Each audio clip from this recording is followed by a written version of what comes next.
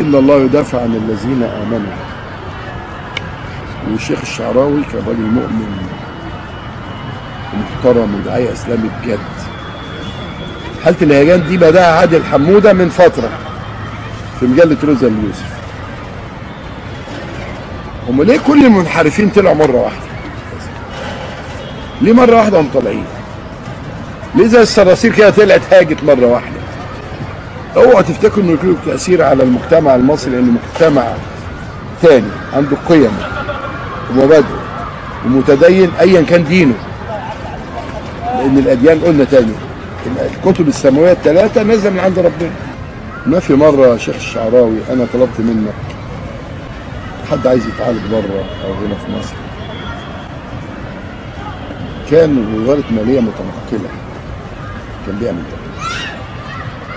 وياما